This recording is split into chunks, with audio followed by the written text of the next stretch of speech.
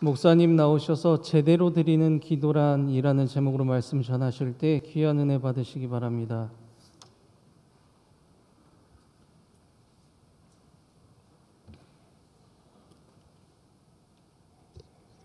우리 엘피스 앙상블이 은혜롭게 연주했습니다. 박수로 격려하겠습니다.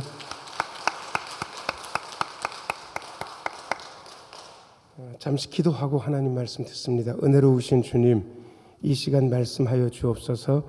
말씀 들을 때에 주의 영이 우리의 심령 속에서 약동하는 시간 되게 하여 주옵소서.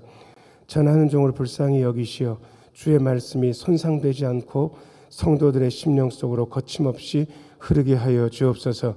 말씀 들으며 마음속에 기쁨과 감사와 용기가 그리고 믿음의 다짐이 있게 하여 주옵소서.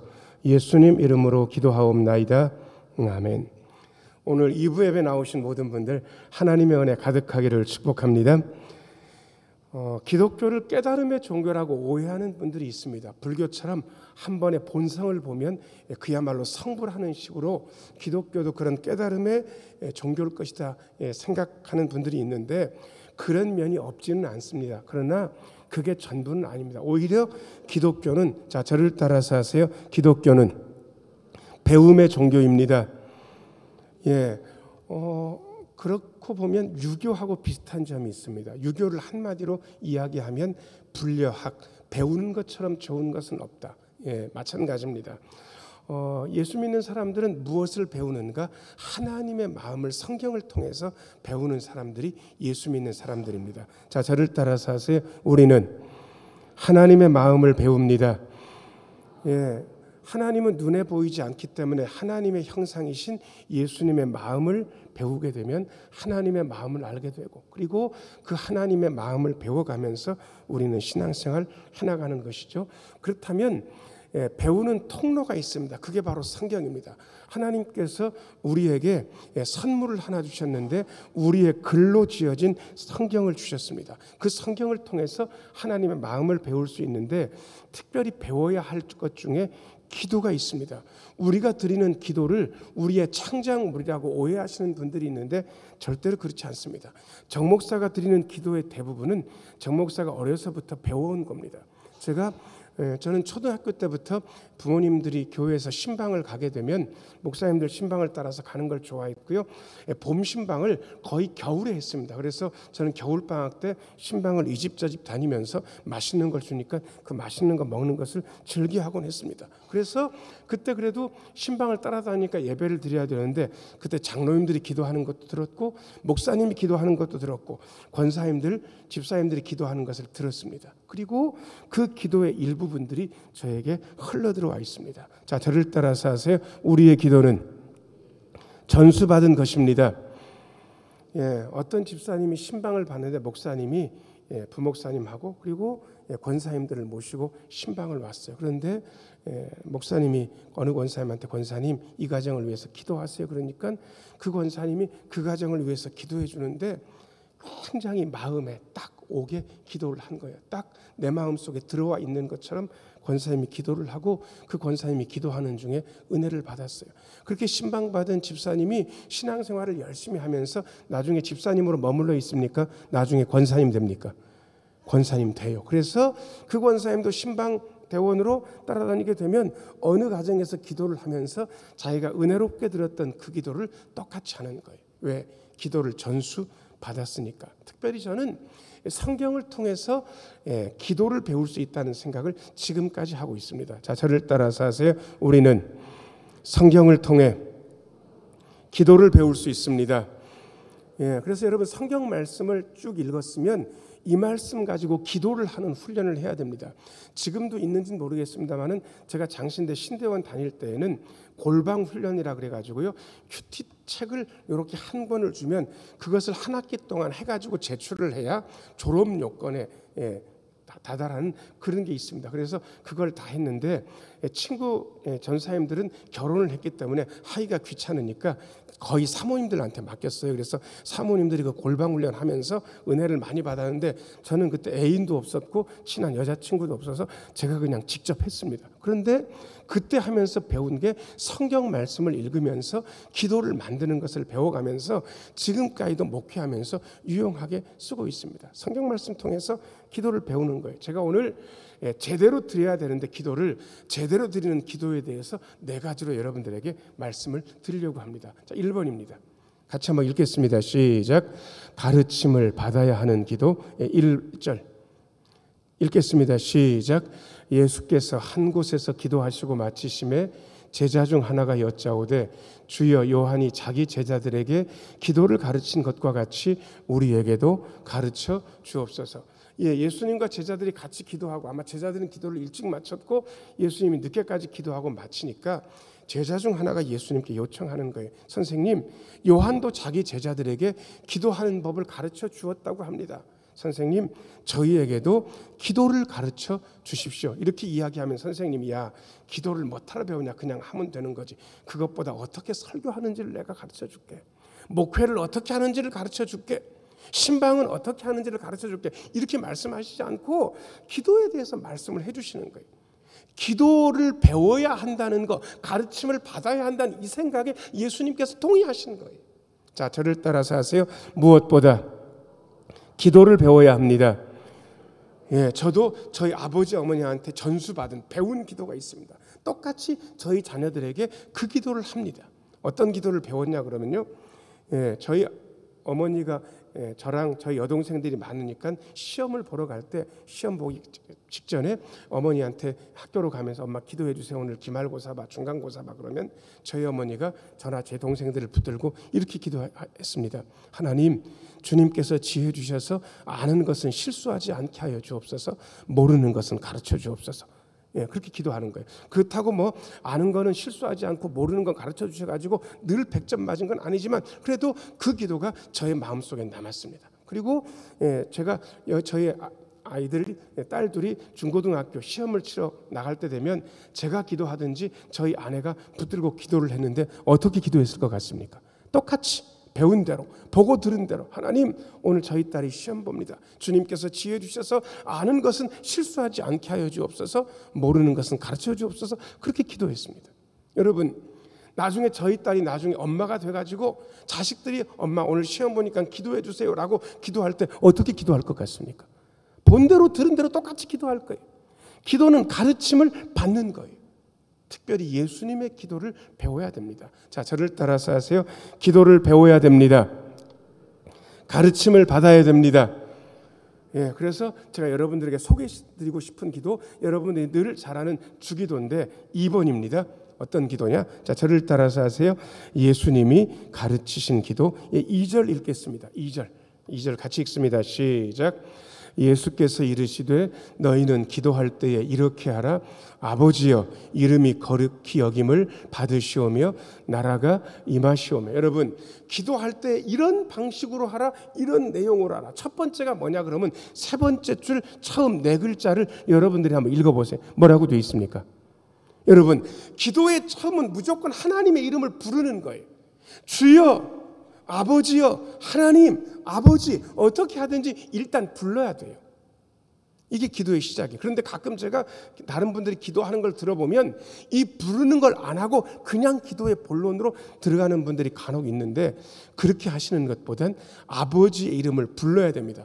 주님께서 우리의 기도를 들으시는데 아버지 그럼 이렇게 하듯이 아버지의 주의를 환기시키듯이 아버지의 이름을 불러야 되는 것이죠. 자, 고개를 들고 하나님 아버지의 이름을 불러보겠습니다. 하나님 아버지. 그렇게 일단 부르시는 거예요. 부른 다음에 처음 기도는 뭐냐 그러면 이름이 거룩히 여김을 받게 해달라. 이게 누구의 이름입니까? 내 이름입니까? 아버지의 이름입니까? 아버지의 이름. 여러분, 그거 아세요? 우리의 언행 때문에 아버지의 이름이 높아질 수도 있고 낮아질 수도 있습니다. 우리의 언행 때문에 하나님의 평판, 하나님의 명예가 높아질 수도 있고 하나님의 평판이 시궁창에 구를 수도 있습니다. 저 이거 들었습니다. 이걸 봤습니다. 동네에서 별명이 집사님이 계세요. 별명이 그분이 말을 하게 되면 동네 분들이 다 여러분, 그분이 입을 열면 하나님의 평판, 하나님의 명예, 하나님의 이름이 땅바닥에 떨어지는 거예요. 여러분, 그분만 정죄할 것이 아니라 저의 언행, 여러분의 언행 때문에 하나님의 이름, 하나님의 평판, 하나님의 명예가 어떻게 되는지 생각 좀 해야 됩니다. 아유, 저 양반 이야기하는 거 보니까 예수 믿는 사람답네. 하나님 믿는 사람답네. 하나님의 평판이 높아졌잖아요. 야, 목사라는 게 그따위로 얘기하냐. 여러분, 이런 소리를 제가 듣는다면 저 때문에 하나님의 평판이 땅바닥에 떨어지는 거 아니겠습니까? 여러분, 저는 저를 돌아볼 테니까 여러분들은 여러분들을 돌아보시면 됩니다. 그 다음에 여러분 2절 맨 밑에 줄 같이 한번 읽겠습니다. 시작. 나라가 임하시오며. 이게 무슨 뜻이냐 그러면 하나님이 다스리시는 하나님의 다스림, 하나님의 통치가 이 땅에도 이루어지도록 기도하는 건데요. 여러분, 어떻게 어디서 이루어져야 되냐 그러면 무조건 예수 믿는 사람 마음속에서 하나님의 다스리심이 이루어져야 됩니다. 자, 저를 따라서 하세요. 우리의 마음속에 하나님의 통치가 있어야 합니다. 여러분, 요즘 우크라이나하고 러시아가 전쟁을 하고 있는데 러시아에서 우크라이나 지역 쪽에 폭탄을 어마무시하게 쏟아 부었습니다. 그런데 그거 아세요? 아무리 공중전을 해가지고 폭탄을 어마어마하게 쏟아 부어도요, 아직도 우크라이나를 다 점령한 게 아닙니다. 점령은 어떻게 하냐 그러면 땅깨라고 알려져 있죠. 보병이 발로 가서 밟고 러시아기를 우크라이나 지역에 꽂아야 거기가 점령된 거예요. 그런 다음에 거기에 대해서 러시아의 주권을 행사할 수가 있거든요. 여러분, 우리는 보통 우리의 마음이 예수님이라는 사실을 고백합니다. 그런데 여러분들한테 죄송스러운 게 있는데 제 마음이 이만하다면 제 마음속에 어떤 부분은 말입니다. 예수님께서 아직 점령하시지 않은 지역이 있다는 사실을 여러분들에게 고백할 수밖에 없습니다. 저는 저만 그런가 했더니 부끄러워서 여러분들을 살펴보니까 여러분들 마음속에서 어떤 부분은 예수님이 점령 다 하셨고 근데 어떤 부분은 예수님께서 점령하시지 않은 부분이 있는 거예요. 여러분, 점령하셔야 거기에 예수님의 통치, 하나님의 통치가 이루어지게 됩니다. 자, 고개를 들고 저하고 같이 기도 한마디 하겠습니다. 하나님, 제 마음을 점령해 주옵소서. 다스려 주옵소서. 그래서 저의 마음속에, 여러분 마음속에 하나님의 통치가 이루어져야 됩니다. 하나님의 통치가 마음속에 이루어지는 그분이 가정 안에 있으면 가정 안에도 하나님의 통치가 이루어집니다. 가정이 하나님의 통치를 받게 되면 그 가정에 속한 지역 공동체가 하나님의 통치를 받게 됩니다.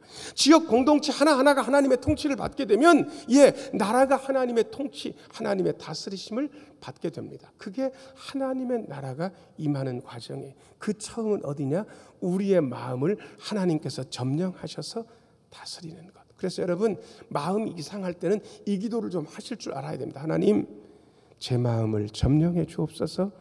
저의 마음을 다스려 주옵소서. 하나님, 제 마음이 하나님이 다스리시는 하나님 나라가 임하게 하여 주옵소서. 그렇게 기도합니다. 자, 그 다음에 예수님께서 가르쳐 주신 기도 3절입니다.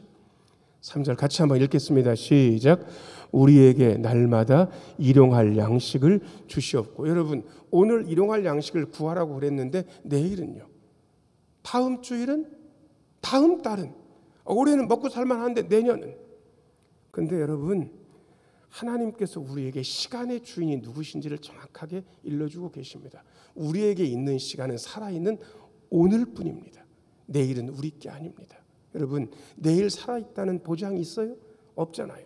자, 여러분, 옆에 있는 분들한테 두 분이 짝을 진 다음에 내일 살아있는다는 보장이 있어요? 이렇게 물어보면 대답을 하실 분들은요, 전혀 없어요. 이렇게 대답을 한번 두 분이서 해보셔야 됩니다. 자, 둘이 짝지어서 같이 한번 해보세요. 자, 시작. 내일 살아있다는 보장이 있어요? 전혀 없어요. 여러분, 이게 사실이라고. 여러분, 저한테 한번 해보세요. 목사님, 내일 살아있다는 보장이 있어요? 한번 해보세요. 자, 시작. 전혀 없어요. 자, 그럼 제가 여러분들한테 묻겠습니다. 여러분, 제가 내일 살아있다는 보장이 있습니까? 전혀 없어요. 전혀 없는데 뭐 내일 걱정을 해요. 내일 걱정을. 여러분, 예수님은 우리에게 오늘만이 우리의 시간이라고 일러주십니다. 오늘의 양식만 구하라고 이야기하십니다. 여러분, 불안하죠? 근데 그거 아세요? 한 달 먹을 게 있고 1년 먹을 게 있고 어떤 분은 돈이 많아가지고 평생 통장에 있는 돈만 써도 200년도 먹고 산다는 분 계실지는 모르겠는데 희한하게 그런 분들은 순간순간을 하나님께 맡기지 않아요. 요즘 1살, 2살 나이가 들어가면서 제 마음속에 깊이 박히는 찬양이 있습니다. 내일 일은 난 몰라요. 어떻게 살아요? 하루하루 살아요. 점점 시간이 가면서. 자, 저를 따라서 하세요. 내일 일은 난 몰라요. 하루하루 살아요. 예, 그러니까 하루의 양식, 오늘의 양식만 구하세요. 예수님은 너무 소박하게, 그러나 너무 정직하게, 너무 현실적으로 우리에게 이야기하고 계시는 거예요. 집에 가서 냉장고 한번 열어보시겠어요? 저도 저희 집 냉장고만 파먹어도 일주일도 더 먹고 살 것 같습니다. 여러분, 그러니 기도가 절실하지 않은 거예요. 예수님께 하루하루를 맡기는 삶, 날마다의 일용할 양식을 구하는 삶. 자, 그 다음에 4절입니다. 4절. 4절 세 번째 줄까지 같이 읽어보겠습니다. 4절 자 시작. 우리가 우리에게 죄지은 모든 사람을 용서하오니 우리 죄도 사하여 주시옵고. 이것까지. 여러분, 어떤 사람이 저한테 죄를 지었어요. 100% 그 사람이 잘못했어요. 저에 대해서 알지도 못하면서 들은 얘기만 가지고 얘기했으니까. 여러분, 잘못한 건 맞잖아요. 그 얘기를 제가 들었다면 제가 얼마나 열받겠습니다. 얼토당토하는 얘기를 한 거니까. 근데 여러분, 제가 그 마음 가지고 4절을 천천히 한번 읽어볼게요. 우리가 우리에게 죄 지은 모든 사람, 우리에게 잘못한 모든 사람을 용서합니다. 하나님, 제가 용서합니다. 그러니 저희 죄도 용서해 주십시오. 용서는 최후의 우리의 시험처입니다. 용서처럼 어려운 게 없습니다. 자, 어떤 분이 되게 당했거든요. 오해를 받아가지고. 그런데 이 분노가 가시지 않는 거예요. 그래서 마음속에 뭐 하나를 집어넣어놨어요. 뭘 집어넣었냐 그러면, 지금은 내가 조용히 있지만 기회가 오면 너 반드시 내가 한번 어떻게 해줄 거다. 기회가 오면 내가 어떻게 한번 할 거다. 여러분, 용서한 겁니까? 용서 안 한 겁니까? 용서 안 한 거예요. 이 마음을 버려야 됩니다. 죄 지은 모든 사람을 용서하오니 우리의 죄도 용서해 주십시오. 너무 절실한 용서에 대한 기도를 예수님께서 제자들에게 그리고 우리에게 가르쳐 주십니다. 그 다음에 밑에 두 줄, 우리를부터 같이 한번 읽어요. 자, 시작.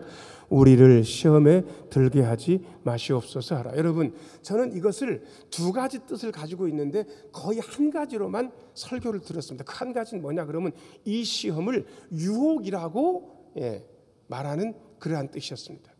하나님, 우리를 유혹에 빠지지 않게 하옵소서. 정욕이 약한 사람들 있잖아요. 명예욕이 있는 사람들이 있잖아요. 물욕이 많은 사람들이 있잖아요. 다 그러면 시험 당할 수 있잖아요. 유혹에 빠질 수 있잖아요. 그런 유혹에 빠지지 않게 해달라고.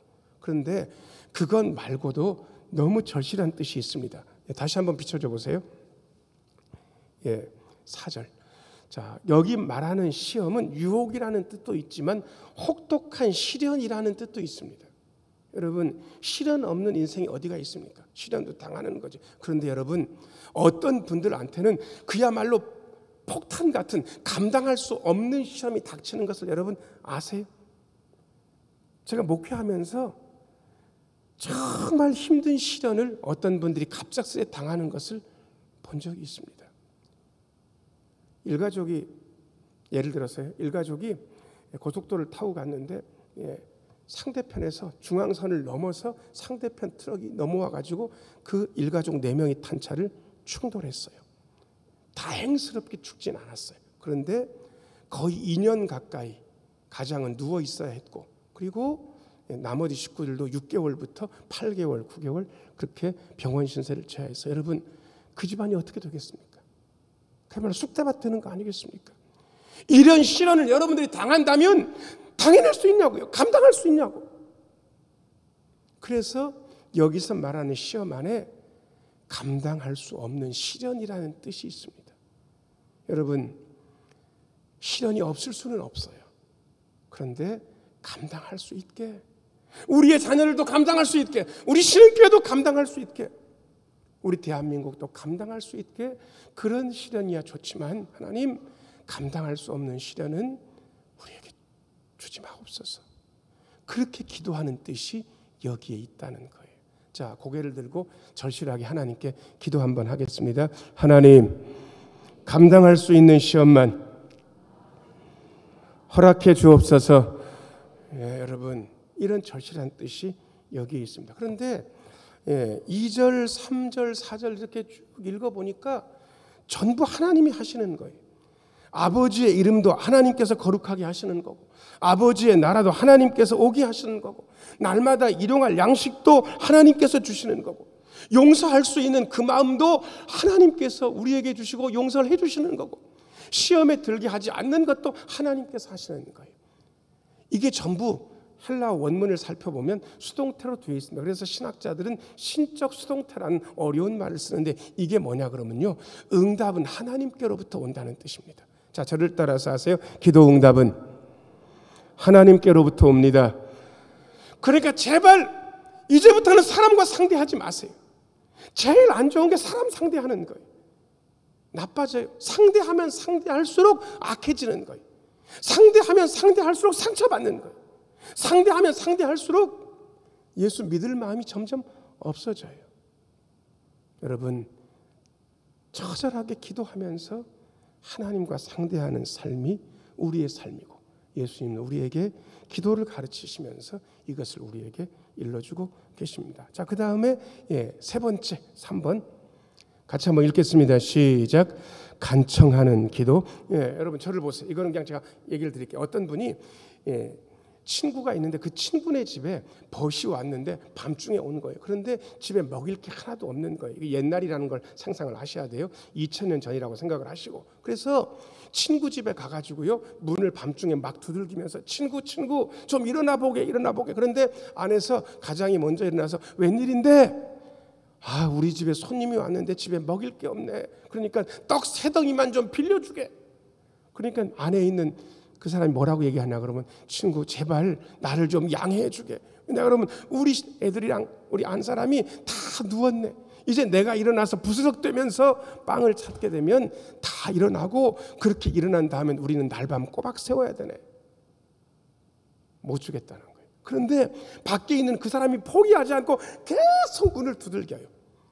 자, 그러면 여러분들이 결론을 아시는데, 떡 3덩이를 얻어가는 거예요. 뭐 때문에 들어준 겁니까? 1번 친구라서 들어준 거다. 아니, 2번 하도 끈질기게 졸라서 어쩔 수 없이 들어준 거다. 2번. 자, 1번과 2번 중에 어느 겁니까? 2번.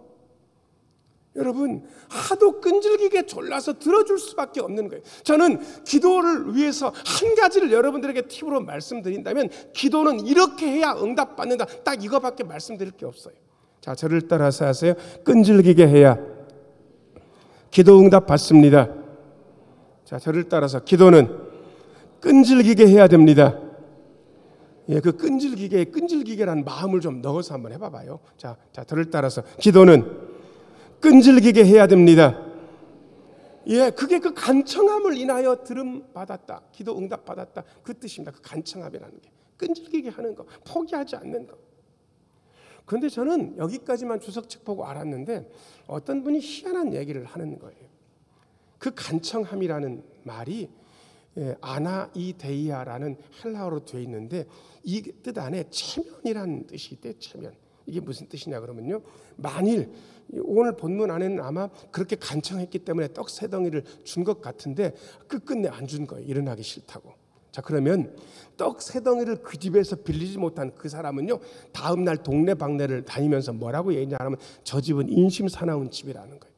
내가 밤중에 가서 그렇게 문을 두들겼고, 내가 두들긴 건 알고 있음에도 불구하고 떡 3덩이를 안 준 인심사나운 집이다, 그렇게 말하면서 댕길 거라는 거예요. 그러면 어떤 일이 벌어집니까? 그 집은 어떤 집이 되는 겁니까? 떡 3덩이 안 빌려준 집은 평판이 떨어지고 인심사나운 집이 드는 거예요. 그 집 체면이 손상되는 거예요. 자, 그럼 이게 무슨 뜻이냐 그러면요, 그 간청함을 인하여 요구대로 되리라라는 이 말을 조금 더 달리 이야기하면, 체면 때문에 일어나서 그 요구대로 되리라. 근데 저는 이걸 실제로 본 적이 있습니다. 어떤 기도원 원장님이 아픈 분을 위해서 기도하면서, 하나님, 예수 이름으로 이분이 나을 줄을 믿습니다. 제가 선포할 테니까 하나님 낫게 해주십시오. 제가 그냥 사람들 다 듣는 데서 큰 소리로 선포하겠습니다. 제가 선포했는데 하나님께서 이 사람이 낫는다고 해가지고 선포했는데 안 낫게 하시면 제 망신은 당연히 제가 망신 당하는 거고, 제가 하나님의 이름, 예수님의 이름으로 선포했으니까 하나님이 안 들어주시고 예수님이 안 들어주시게 되면 결국 누구 망신입니까? 누구 망신? 하나님 망신. 하나님 알아서 하라는 거예요. 하나님 체면 손상되지 않으려면 기도 들어달라는 거예요. 그분은 그렇게 기도했고 그 원장님한테 기도 받은 분은요 결국 나았어요. 여러분 뭘 걸고 지금 선포한 겁니까? 하나님의 하나님의 체면 가지고. 여러분 진짜 간절한 기도가 있다면 여기서 한번 기도해 보는 건 어떨까 싶습니다. 하나님의 명예, 하나님의 체면. 하나님, 제가 이거 소원 가지고 있는데 하나님 안 들어주시면 제 망신이야 당연한 거고, 저를 자녀 삼은 하나님도 망신입니다. 그러니까 하나님 들어주셔야 됩니다. 여러분 이게 간청하는 기도, 끈질긴 기도, 하나님의 체면까지 생각하는 기도인 것입니다. 자, 저를 따라서 하세요. 간청하는 기도가 응답받습니다. 예, 자, 그 다음에 네 번째 4번. 자, 같이 한번 읽겠습니다. 시작. 성령을 구하는 기도. 여러분, 이거는 몇 절부터 읽냐 그러면 11절부터 좀 읽어보겠습니다. 11절부터 같이 한번 읽겠습니다. 시작. 너희 중에 아버지 된 자로서 누가 아들이 생선을 달라 하는데 생선 대신에 뱀을 주며 알을 달라 하는데 전갈을 주겠느냐? 그 다음에요. 너희가 악할지라도 좋은 것을 자식에게 줄 알거든 하물며 너희 하늘 아버지께서 구하는 자에게 성령을 주시지 않겠느냐 하시니라. 여러분, 야, 니들이 나쁜 아버지라도 생선 달라 하는 자식한테 뱀 주겠냐? 생선 주지. 계란 달라 그러면 계란 주지. 전갈 주겠느냐? 그런데 하물며 하늘 아버지께서 너희 구하는 자에게 좋은 것 주시지 않겠느냐 이럴 것 같은데 성령을 주시지 않겠느냐 이렇게 이야기하는 거예요. 여러분, 여기에 하나님의 뜻이 숨어 있습니다. 자, 저를 따라서 하세요. 우리 하나님이 주시는 가장 좋은 것은 성령입니다. 우리 하나님 주시는 가장 좋은 게 성령이라는 거예요. 아마 여기에 동의 못하시는 분이 많을 거예요. 아이고 정 목사님 아직 세상 물정을 몰라서 그렇지 제일 좋은 건 돈이에요. 돈 줘야죠. 돈. 정 목사님 아직 젊어가지고 안 아파봐가지고 모르는 것 같은데 제일 중요한 건 건강이에요. 목사님 세상살이 안 해봐가지고 모르는 것 같은데 제일 중요한 건 평판 인맥이에요. 여러분, 근데 예수님은 그렇게 생각하지 않으십니다. 자, 저를 따라서 하세요. 우리 하나님이 주시는 좋은 것은, 최고로 좋은 것은 성령님이십니다. 여러분 왠지 아세요? 성령께서 살리는 영이에요. 성령께서 오시면 순간순간을 살아도 사는 것 같이 살아요. 성령께서 오시면 아픈 중에도 사는 것처럼 살 수 있어요. 성령께서 오시면 물질에 쪼들리면서도 사는 것처럼 살 수 있어요. 성령께서 오시면 어려움 중에서도 제대로 살 수 있는 거예요. 사는 것처럼. 그래서 성령을 구하는 기도를 해야 된다고 우리 예수님께서 말씀하고 계십니다. 사랑하는 여러분, 제대로 기도해야죠. 제대로 응답받아야죠.